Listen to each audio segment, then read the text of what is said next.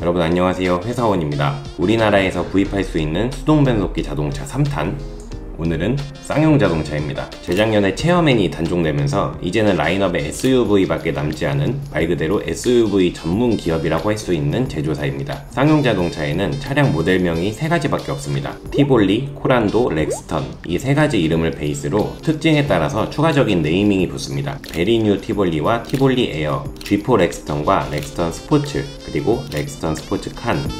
먼저 티볼리입니다. 티볼리는 최근 페이스리프트된 베리뉴 티볼리와 적재 공간이 좀 더 넓은 티볼리 에어가 있는데, 에어 모델은 곧 단종될 예정이라고 합니다. 그래서 베리뉴 티볼리를 기준으로 말씀드리겠습니다. 티볼리는 1.5 가솔린 터보 모델과 1.6 디젤 모델이 있는데, 디젤에서는 수동변속기를 선택할 수가 없습니다. 가솔린 터보 모델은 6단 수동변속기, 복합연비는 12.1kg로 수동을 선택하려면 가솔린 V1 트림을 선택해야 되고요. 가격은 1678만원부터 추가 옵션을 포함하면 1837만원이 됩니다. 커스터마이징은 제외하고요. 주요 옵션으로는 16인치 알로이 휠, 후방 감지기 등이 있고, 120만원의 옵션을 추가하면 안드로이드 오토와 애플 카플레이가 적용되는 내비게이션, 후방 카메라를 선택할 수가 있습니다. 이 티볼리는 쌍용에서 그래도 그나마 인기를 많이 끈 모델인 만큼 상위 트림을 보면은 그렇게 옵션이 없는 차가 아닌데, 이 하위 트림에서는 선택할 수 있는 옵션들이 좀 뭐랄까 약간 애매한 것 같아요. 개인적으로는 LED 램프, D컷 휠 뭐 이런 것보다 인조 가죽 시트나 열선 시트 같은 걸 넣어줬으면 더 좋지 않을까 하는 생각이 듭니다. 두 번째는 코란도입니다.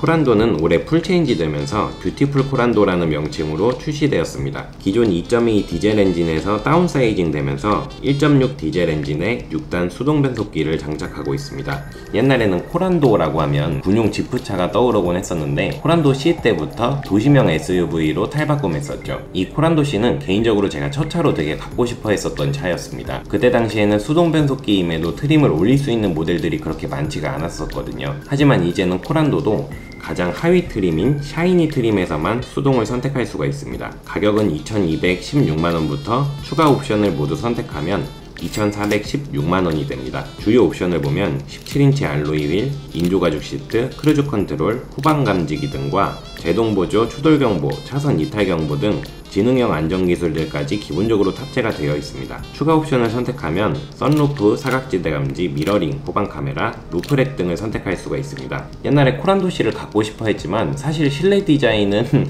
별로 마음에 안 들었었어요. 그 좀 시대에 뒤떨어지는 그런 투박한 느낌이 남아 있었는데, 이번에 풀체인지 된 코란도는 실내가 꽤 잘 나온 것 같습니다. 하지만 사진 속의 저 모습은 수동 변속기 트림에서는 볼 수가 없는 모습이죠. 다음은 렉스턴 스포츠입니다.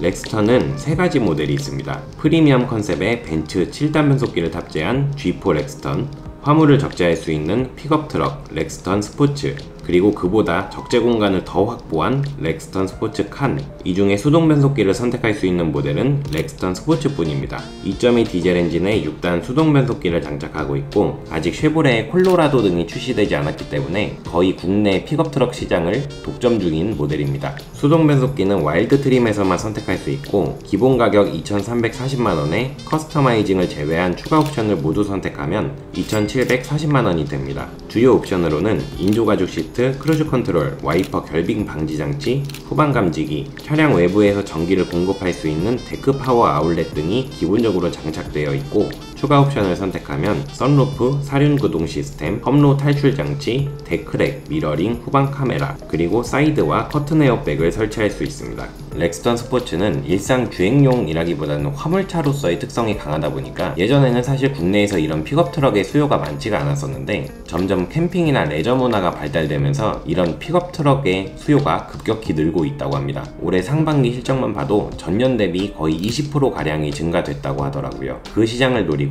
쉐보레의 중형 픽업 트럭 콜로라도의 출시를 준비 중이죠. 그 콜로라도의 수동 변속기가 탑재가 될지는 아직 모르겠지만, 어쨌든 현재로서는 국내의 유일한 수동 변속기 픽업 트럭 모델이라고 볼 수가 있습니다. 자, 오늘은 쌍용 자동차 중에 출시되는 수동 변속기 모델들에 대해서 알아봤습니다. SUV 중에 수동 변속기 모델을 고민 중이신 분들이라면 이 쌍용 자동차도 충분히 고려해볼 만한 라인업을 가지고 있다고 생각합니다. 그럼 이번 영상은 여기까지고요. 다음번 영상에서는 국내 수동 변속기 시리즈의 마지막 쉐보레의 수동 변속기 차량은 어떤 것들이 있는지 알아보도록 하겠습니다. 그럼 저는 여기서 인사드리도록 하겠습니다. 다음에 봬요.